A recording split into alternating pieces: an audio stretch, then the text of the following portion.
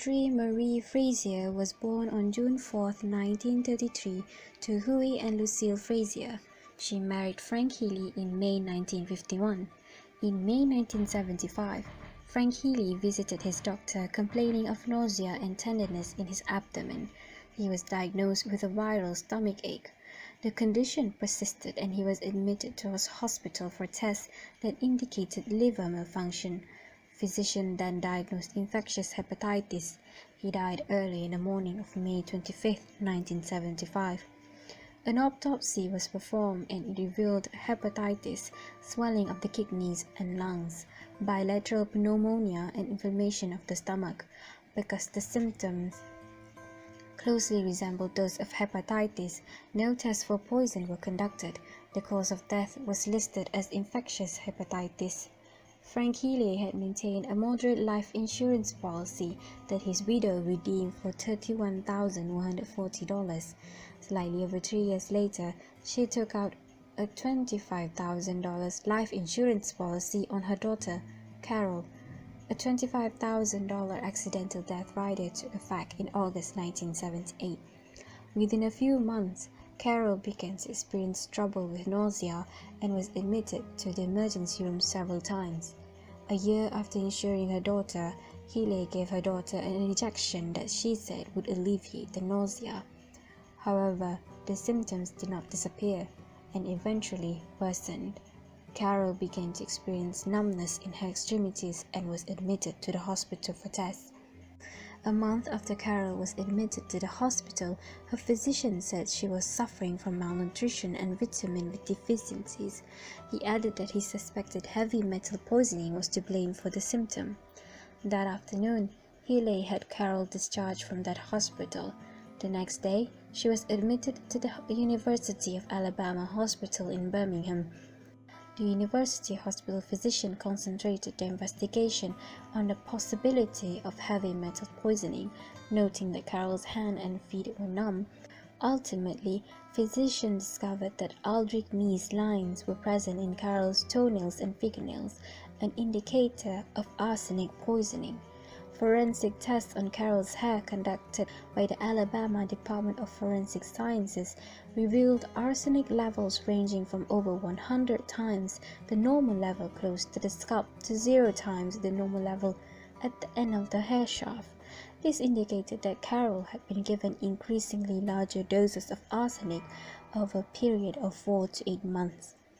That same day, Frank Healy's body was exhumed for testing. The analysis revealed abnormally high levels of arsenic. Audrey Healy was still incarcerated on her bad check charges when she was arrested on October 9, 1979, for the attempted murder of her daughter.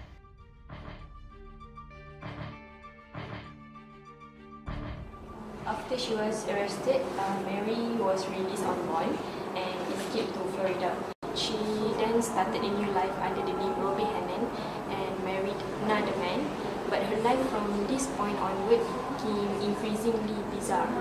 She left her new husband before returning under an alternate persona, saying that Robbie had died and she was now Robbie's twin sister Terry. And police finally captured Healy in 1982 and she received a life sentence. Then she began serving her sentence in 1983 and was a quiet and model prisoner. This good behavior earned her several one-day passes from the prison, and she always arrived back on time.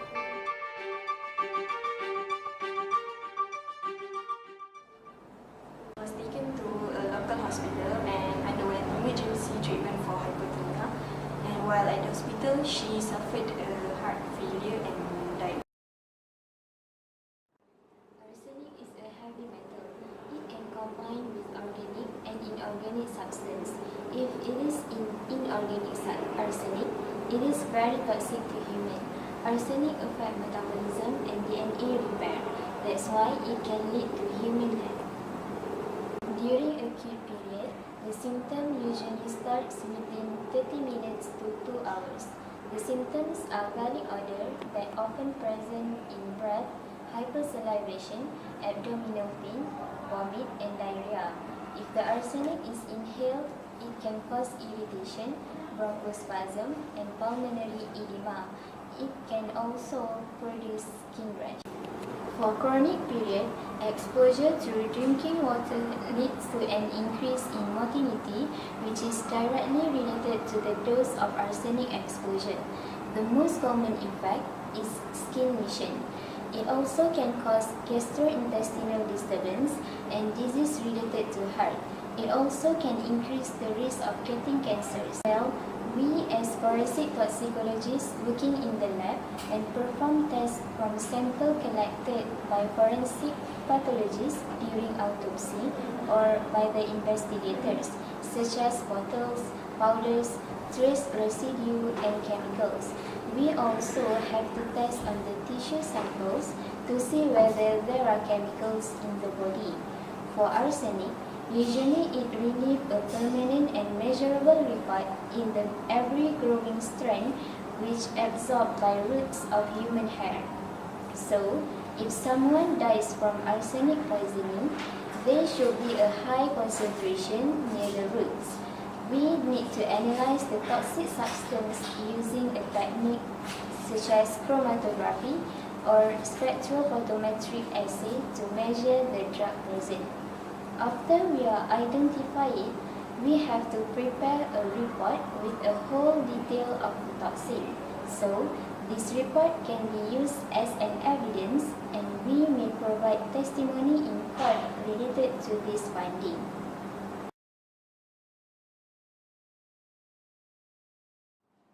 I think forensic toxicologist is a part of the team that investigate the crime. They work in the lab and perform tests of the evidence. It is very crucial responsibilities because this will be impact the information on the specific substance that can be used as an evidence and explain based on their experience if they have been asked to testify the result in court. Therefore, we can conclude that they give a big contribution in the team. Without them, you may not detect the tools that used to kill the victims. So, we need them.